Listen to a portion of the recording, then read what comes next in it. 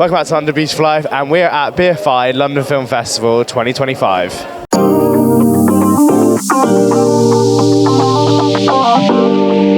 It's an honour to have you here, and I'm a huge fan of you, like from Flight Plans to Panic Room to Freaky Friday. What do you reckon about this film is going to stand out? Oh gosh, I mean, I think one of the nice things about it is that it doesn't have to have a genre. It lives in a lot of different genres, so it's got a little bit of a thriller, but a little bit of a investigation film, but a little bit of a comedy, a little bit of a romantic quality to it, and that's really makes me happy because we can't really do that with American movies. We have to choose the lane so that they can market that effectively to audiences, to broader audiences. But I think in France, a director is allowed, it's her director especially, is allowed to do whatever they want. I actually got told you got sent the script all in French as well. What made you want to do this film? What really drew you to the script? So many things. I mean, Freud and psychoanalysis has kind of been discarded in America. You know, we canceled him. He's really misogynist, and there's all sorts of bad things about Freud. But I did a lot of Freud and Lacan studies when I was in college, and there is nothing like that lens to look at literature or movies. You know, look at every Alfred Hitchcock movie is pretty much has a Freudian lens. So I was looking forward to that. I think having something that was an intellectual exercise, but that also felt emotional. She has this very rich interior life in the film that's visualized in the film, and that's something that I looked forward to when I read it. Your character is brilliant, and we wanted to ask you whether how did you work all of the unspoken emotions throughout the film and the development of your character, especially your chemistry with Richard, since you've worked with him a long time? Well, this movie was almost like playing a character who's walking in front of a firing squad and can't stop talking. He's absolutely terrified that the world is leaving him behind. And so it was such a complex part, and I don't think I could have done it without Linklater. It's his passion, his intelligence, and his grace, and his care that's how you do it. Do you have a highlight day on set? A highlight day on set, rap. It was so exhausting, playing this part and trying to get inside this world. I remember when we rapped, I felt amazing. Have you with us in London? I think the obvious question, can you talk to us a little bit about what excited you about this role and your partnership with this amazing cast and this very special director? Oh, well, yes, you hit the nail on the head. I mean, Joachim Trier is so brilliant and so special, and to have the opportunity to work with him and to work with these incredible actors, it was an experience that I will remember forever. It was challenging. He really brings these vulnerabilities out of you that you don't necessarily know that you even had, and it was life-changing experience. Did you have a day that really stood out to you on set? Ooh, I had a lot. I mean, there's a scene where I have there was a lot. I mean, in Deauville, we shot actually at the Deauville Film Festival with Stellan while the festival was going on, and we had night shoots on the beach, and it was very cold, but Stellan's quite silly, and we kind of bonded in that period. It was our first scenes we had together, so. Thank you. Hi, how are you? Lovely to meet you. How are you? Good, thank you. How does it feel to be at London Film Festival? Oh, this is my first time at London Film Festival, so I'm so excited that we could show, finally, this movie, No Other Choice, to the audience. So No Other Choice, how did it all come about and what drew you to this script?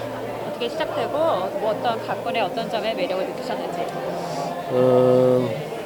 일단은 감독님이 의도하신 그런 어떤 메시지나 어떤 문제 제기가 너무나 지금의 시기에도 필요한 이야기가 되고, 또 그걸 떠나서 그런 메시지를 떠나서 그 한 인간이 겪어가는 그 스펙타클한 그런 어떤 여정이 굉장히 재미있을 것 같다라는 생각이 들었어요.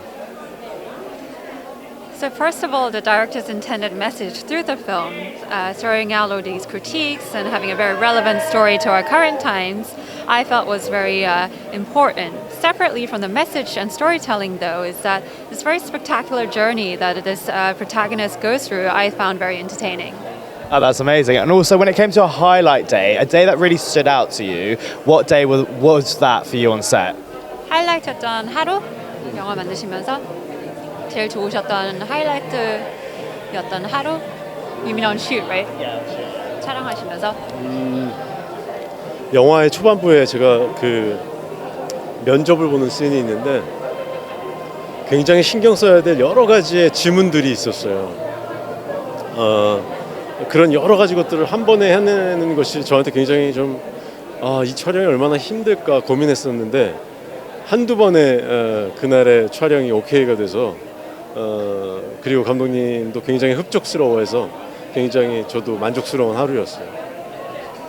Near the beginning of the film, there's a scene where Mansu has a job interview.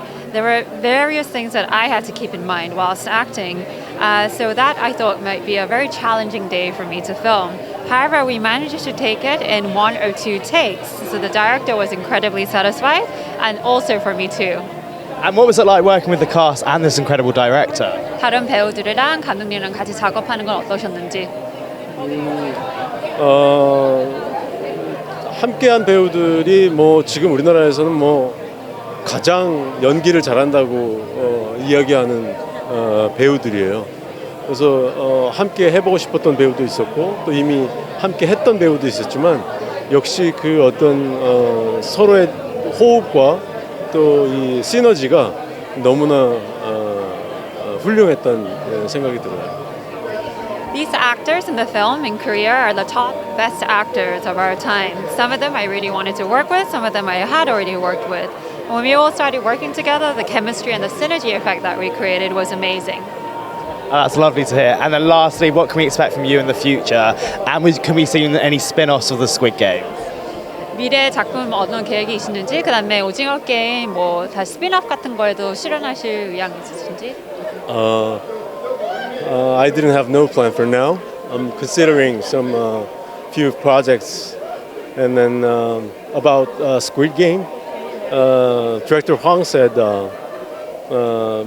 if he have to do something, then it might be the spin-off of Front Man's story. Amazing. Thank you so much for your time and congratulations on tonight. Thank you very much. Thank you. At London Film Festival, how does it feel to be here with your film? It's great, man. It's my first time here at this festival. I was actually living here in London from February till May, shooting a movie called 11817. Had a great time. It was sunnier back then. Yeah, it's very great right now. But yeah, it's great. It's one of the greatest film festivals in the world, and I'm excited to be here. So what drew you to this script? To work with Kleber. I wanted to work with him. I've been an admirer of his work for a long time. I met him in actually 20 years ago. He used to be a critic, and I met him in Cains, and we hit it off. We became friends, and then he started to direct his films, and I was like, wow, that critic can direct. And then lastly, do you have a highlight day that you remember that on set you're like, wow, that was one of the best days?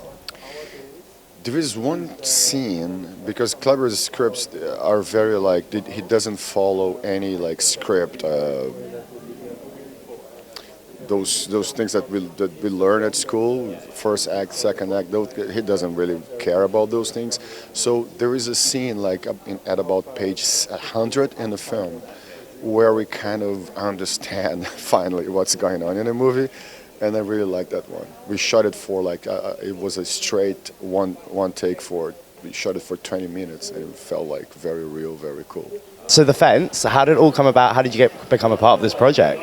So it came about really quickly for me. I kind of got the script sent through, fell in love with it. Obviously, Claire Denis was directing it. I was like, yes, I would love to be a part of this. And then I met Claire on Zoom. And it just felt like I'd known her all my life. I adore that woman. And then I think a week later I was out in Paris for fittings, and then we moved to Senegal for, I think, 2.5 months we were there, so it all happened really, really fast. But yeah, I just knew kind of immediately that I would love to be a part of this, and yeah, me and Claire really gelled, so it really worked. And it's also such an incredible cast as well. When it comes to your favourite day on set with the cast, what day was that? Or night, I guess. Oh wow, genius question. My favourite night on set. I think one of my favourite times would be the end sequence, because it was the first time we were all together in the same place, and we had to shoot at like daybreak, so that end sequence took like 3 days to film because we had to like catch daybreak each day. So it was all very exciting, very like, let's get it, and it was all 4 of us together. Hi Josh, how are you? Good, how are you? Great, thank you. What? In 3 words, could you describe the film for us? Oh no, okay. Regret. Great love. Regret, great love. There you go. Thanks so much. Do you have a favourite film at BFI outside of History of Sound? Pillion's great. Firstly, what an incredible film, and also congratulations on it. What drew you to this part, and why did you want to be a part of it?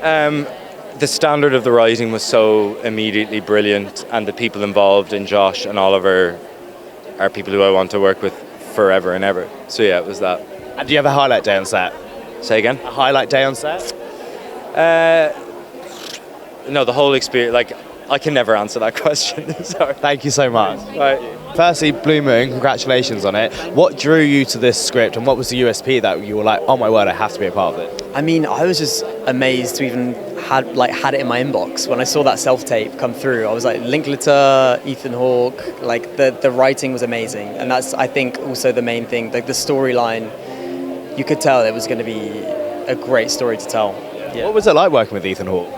Ethan Hawke, I mean, he's just such a great guy, such a nice, chatty guy.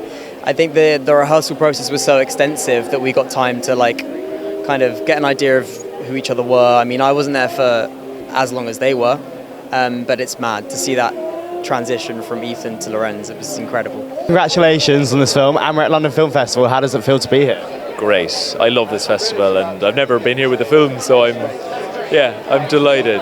Pinching myself. So how did you become a part of this project? I spoke to McDara, the producer, a few years back, and he mentioned it, and I thought, that sounds like a wild idea, and he very kindly said, you should, we'll chat to you about it when the time comes. And then I read Paul's script, and I was completely taken aback by the perspective he took of the script and what the script had to say. And then I met Glenn and Lisa, and again, they had this whole vision for the project that I hadn't really imagined. And it became this story ostensibly about a football tournament and a World Cup, but also kind of about Ireland as a whole and where the country was at the time. And that was really exciting to realise it was this film about, in some ways, a very minor event that came to encapsulate so much. And I was excited by the prospect of that. With it being a true story as well, did you have to do much research into it? Yeah, I did all the research I could. I think that's part of your due diligence, and then you realise you're telling a version of the story and not a biopic, and it's not really it's not about sort of telling a kind of blow by blow perfect recount of what happened. It's more about getting underneath the event and seeing what that kind of meant. So I never really considered it a sort of biopic, or like I was doing any sort of straight imitation. It was just about capturing the spirit of that very, very frenzied week. And also you got to work with Steve Coogan, who is next to you right now. What was it like working with him? It was a dream. It was a dream. He's just an immense actor and writer, and he was a hero of mine. And so it was really lovely. I felt great sort of pride that I met Steve on my first day of drama school 10 years ago, literally 10 years ago to the month nearly. And I remember thinking, God, how lucky am I? Like, he's someone who's had a huge influence on me, and I'm starting college. And I went up to him, and he couldn't have been nicer, and he gave me lovely advice. And so 9 years later, to end up making a film together, it was, very rewarding. Yeah. First of all, what drew you to decide to direct this story? And also, what made you want to work with Ethan Hawke again after so long, since Boyhood? I know. Ethan and I realized we hadn't really worked together in 10 years, but we kind of had. We'd been developing this. We've been working on this over 10 years, so it was something we knew we'd do someday. And we were lucky. We really rallied around this character of Lorenz Hart on this kind of crazy night in his life where his partner has moved on without him. So, you know, I always called this film a little howl into the night from an artist who's being left behind, not only by his partner, but the times are changing. And, you know, so it's kind of, you know, it's funny, but it's also kind of sad. You know. So how did this film all start and come about? Actually, I had like, you know, it's pretty simple. I was desperately trying to have like a film for Jodie. And it's been like maybe 15 years. I was really obsessed with her, maybe too much. And then like, and so Jodie and the title that haunted me, which was called like A Private Life. And in French, vie privée means like two things. It's like private life, but also deprived of life. So it was like the beginning of a rêverie, and like we built the character of this psychiatrist. Obviously, Jodie speaks French in this film. When she received the script, was it in French or was it in English? All in French. I mean, you know, French people are obsessed with themselves, so we knew for a long time that she would speak French fluently. But I was like wondering why she didn't make more movies in French, more films in French. Just send the script, all in French, we communicated like all only in French. It was like even too comfortable for me. And she replied like right away in French. I mean, it's really literally like she's not only speaking French, she's speaking French like a French person. I've seen some clips and she does an amazing job at it. And when it comes to the highs and lows of filming this film, what would you say was your highs and lows? Highs was, I think, the first encounter with Jodie. I mean, like it's unforgettable. And because I knew that it would work. Sometimes you're filled with anxiety, like when you know that you wrote a character for someone and she may say no. But she explained the film to me. So it was really, I don't know, it was like unexpected and amazing. And the lows would be, we put some fake rain in a studio, and I was like, just like, you know, playing with the fake rain, but it was fun. Firstly, congratulations on this film. The reviews are incredible. How does it feel to be premiering this in London? Well, I have a history with London. In the 80s, when I was a teenager, I lived here with my family, and London is a city that basically taught me how to go to the cinema, and I feel honored to be at the London Film Festival. I think it's my fourth film screened at the London Film Festival since Neighbouring Sounds in 2012. And how was it to also, with this film as well, how was it to turn it into 1977 in a modern day Brazil? Well, I've been photographing and taking pictures of my own city since I was a teenager, and it's all about where to put the camera. So it really feels like I've been doing research to shoot this film for the last 30 years. And I was also more interested in building a historic atmosphere than telling a true story. You know, I could tell whatever story I wanted to tell, but as long as the atmosphere felt dense and truthful in terms of the details, of historic details. So it was quite a challenge, of course. You need a lot of cars and, you know, the right architecture and the right angles for the camera. And why this role, this script was so exciting for you as a storyteller? That's a lot of questions and big questions. No, but I can talk for hours about the collaboration with Joachim. It's very special and it's very rare to have someone you understand on that deep level as we do. And also, we know each other so well now. The way he makes movies and the way he writes characters without judging them and really accepting the chaos of being a human being has really opened me up as a person too. So we know each other really well as co-workers, but also as people. And then you can get very deep and very complex with things really fast. So it's a very special relationship. And we actually started talking about this character Nora in Worst Person in the World when we shot that movie. So the seeds were kind of planted in like what we wanted to explore in a character. And of course I have nothing to do with writing the character. That's like Eskil and Joachim goes into that room that we all want to be a fly on the wall, and they create it. But we started talking about that we wanted to do something else, and some traits of a character that wasn't had no place in Worst Person in the World. So and then I opened the script, and it was a really honored to get to do. I don't know. He really wanted to challenge me in a different way, and I feel very privileged. Yeah. If you had one day, like, was there a highlight day on set for you? I think maybe the scene with the sister Agnes and Nora when she wants her to read the father's script, and they both realize how much he has seen them after all, but he doesn't know how to communicate it. I think that scene just kind of really came to be in the moment with everyone there, and that's maybe my favorite memory from shooting it. Yeah. Hi, how are you? And firstly, congratulations on this amazing film. How did it all start, and how did you find the perfect cast? 어떻게 그렇게 완벽한 캐스트를 찾았는지. 예, 뭐 처음에 이 작품을 한국 배경으로 바꾸겠다. 원래 영어로 준비하던 작품인데 영어로 뭐 10년 훨씬 넘게 15년 동안 준비하던 작품인데 한국 영화로 바꾸겠다라고 결심하는 순간 당연히 제일 먼저 떠오른 배우는 이병헌이었습니다. 그가 나이도 절묘하게 맞았고 또 이제 제가 처음 만나서 일했던 이후로 결혼하고 아들, 딸 두 아이의 아빠도 되었고 그리고 그렇게 많은 종류의 영화에 출연하면서 수없이 많은 경험을 쌓고 그래서 이 영화처럼 다양한 감정을 필요로 하는 다양한 표정을 필요로 하는 그런 배역을 소화할 완벽한 준비가 되었기 때문이죠.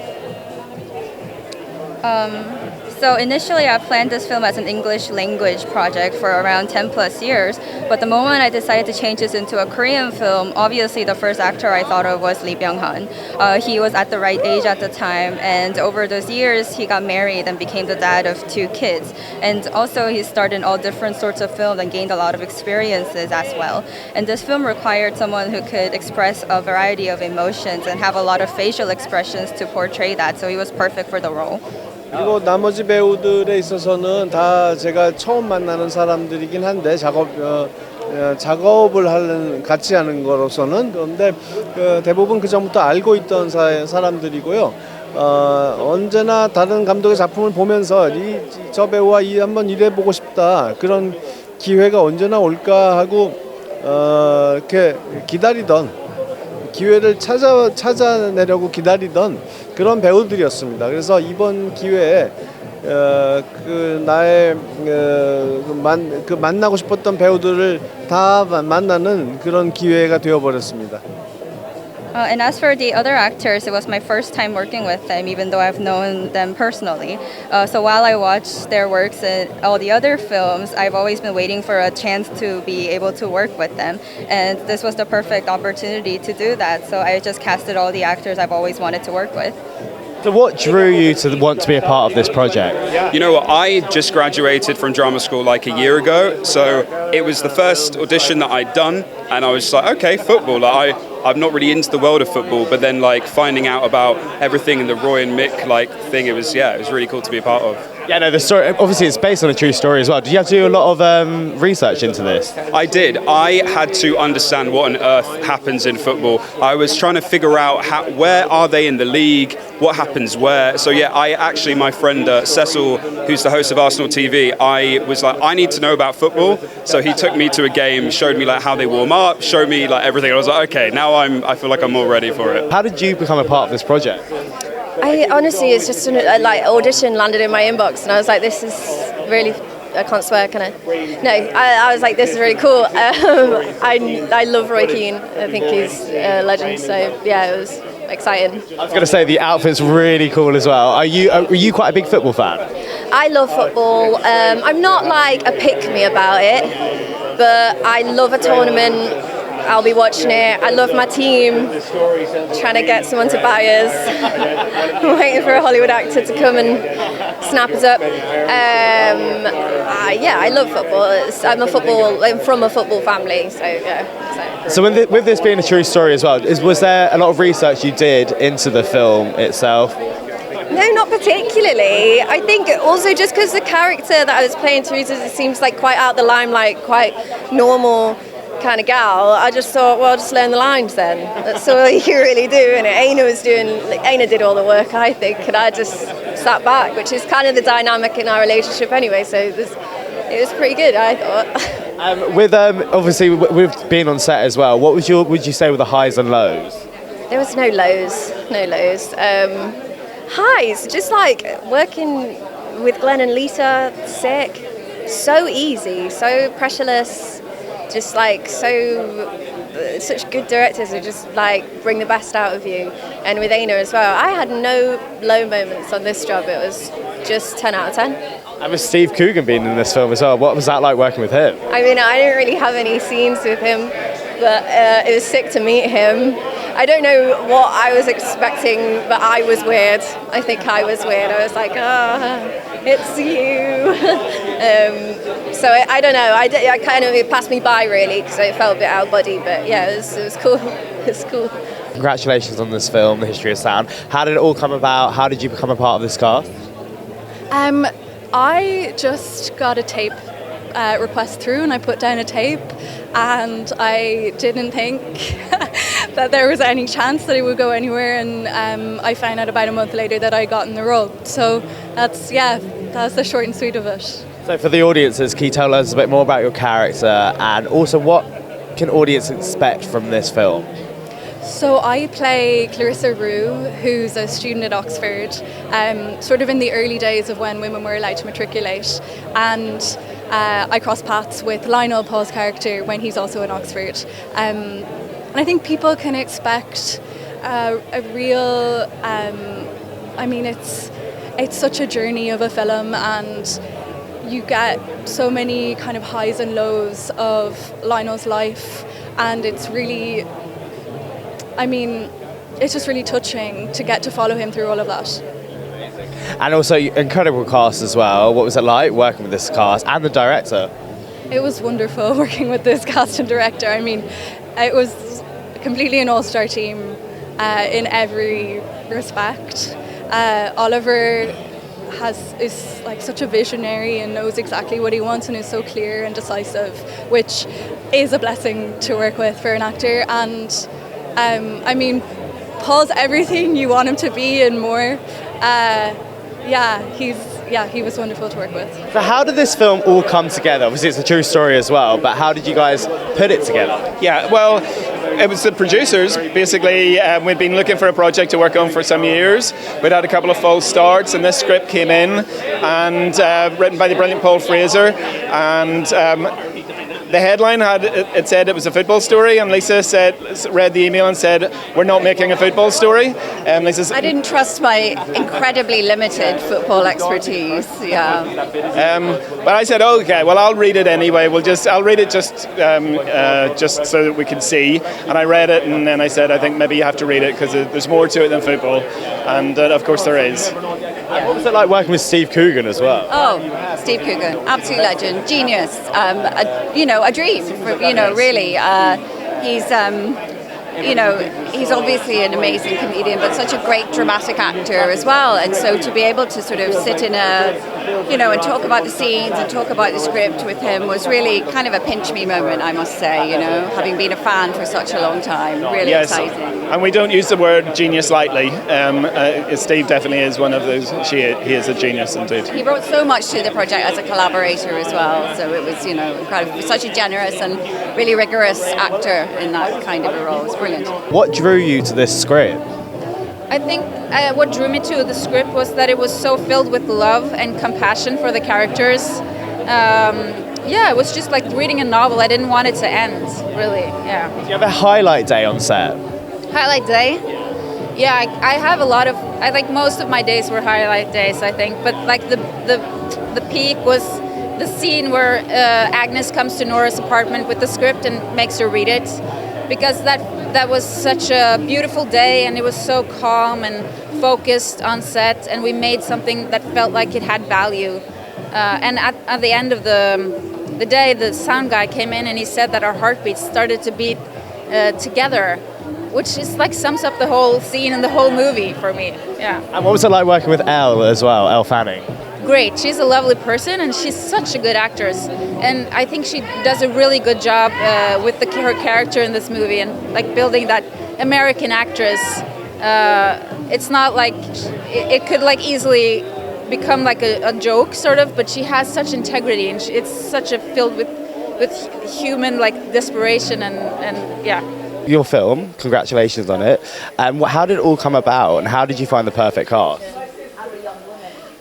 By the help of a casting director, and I've seen Mia in a film, and I really thought I loved her immediately. Yeah. So when it came to this film, what drew you to want to be a part of this project? I read the man's short story and it moved me, and I knew that I wanted to be the guy who got to make the movie. I also heard that Paul and Josh kept on switching characters through pre. Just once. Just once. Just once. We swapped once. Yeah. What drew you to want to have Paul and Josh in this project? I wanted to work with them. Hopefully they wanted to work with me. We met and we stuck together for 4 years. Do you have a highlight day on set? A day that really stands out to you? Yeah, I mean, making a movie like this, it's like there's so much that goes into it. I think probably just the end of the first day, we were like, oh, we're doing it. It's happening. Yeah, I was very happy. Congratulations on this film. When it came to this script and this film, what drew you to want to be a part of this whole project? What drew me? Like, what attracted you to be a part of this project? Well,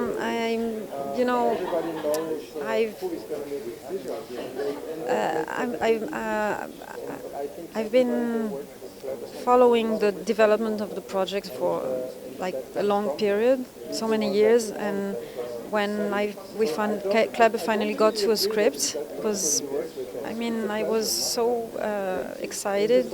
I think it's a script that it has so many elements of his previous films, and I really can say that it's his best script so far. So I was so excited to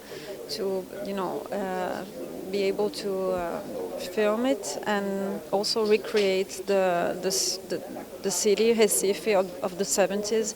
As a producer, it was a huge challenge that I was really excited, And also, when it came to screenwriting this film, where did the inspiration come from? And when you were writing it, did you have Josh and Paul in mind? Well, it came from a short story that I wrote almost 10 years ago now, and that began when I read a fact about Thomas Edison's wax cylinders, that it was the only invention that worked from concept to mock-up, and it was as if he received a transmission from the divine, and it was the first time somebody could record sound. So the characters in that early period in the early 20th century gathered around that story. And the story in itself is about somebody whose life story is punctured by an artifact they received from the past, and recorded sound seemed like the best instrument for that. Yeah.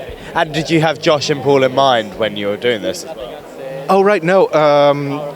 Oliver and I, during the pandemic is when I was writing the screenplay, and Oliver was in South Africa, I was back in New England, and at some point, Paul read the script, and this goes to show how quickly this industry moves, but he was the great normal people actor, and that was kind of it. And we were just so excited. But at first, Paul was going to play the other character, Josh's character, and Josh was going to play Paul's character. They're just both such intentional, smart people that they really were so careful with how they handled this project. Yeah. Also, you got an incredible cast as well. When it came to choosing the cast, how did that all come about? This film it's a portrayal of Brazil too, not only from that time but from nowadays. So I think for a country that is that big, we had to be very diverse, and to create this kind of mosaic of characters. And I think Kleber did that brilliantly with the casting director too. That we have actors from all different regions of Brazil. And this all combined creates the magic. Nobody would have done that alone. So I think it's all together that actually gets this beautiful result that the film is. It's super colorful in all senses. Yeah. And then also when it comes to like a highlight day of, oh, actually, when it comes to the best scene in this film for you personally, without giving too much away, what would you say is your favourite scene in this film? Oh, that on the spot, I think it's a scene. It's a group scene where they are sitting at the living room and talking about identity, and talking about how difficult it is to use fake names to survive, but it's also a moment full of humor, and the dynamics in the group and how people deal differently with that aspect of having to be hidden. It's magic for me. I think they did it brilliant, and I love that scene of the film. Yeah. So in Mastermind, we see JB and his crew steal 4 pieces of artwork from the museum, and JB's very selective in the art that he chooses to steal. If you had to steal any piece of artwork in any medium, what would it be? It's a really tough one. You know what? I'd probably try and steal something. You know, one of my favorite things is public art, and we're really lucky in this country with obviously really some very iconic pieces of public art. I would maybe try and take something that is in private ownership and put it somewhere like, I don't know, Hyde Park or somewhere that people can see it. Yeah. That's the bit crying shame. I understand that's how the art world works, but I'd love to see more art in public hands, so maybe that. Hi, it's so lovely meeting you. Firstly, what drew you to this script? Well, Kelly Reichardt and John Raymond, who wrote it. Kelly's been a really big inspiration to me, and I've been a big fan of her work for a while. And then, yeah, I guess the idea of an art heist, I sort of always liked the Ocean's 11 movies, and this is very different, but this is my version of that, I guess. Thank you. Thank you. You've had an incredible London Film Festival. So busy. How have you found it? Busy, but fun. You know, I didn't really plan it this way that I would have 2 movies, but it just worked out. So. And about this film, how did it all come about? How did you become a part of this? Oh, wow. About 13 years ago, these colleagues of mine showed me a script they were working on.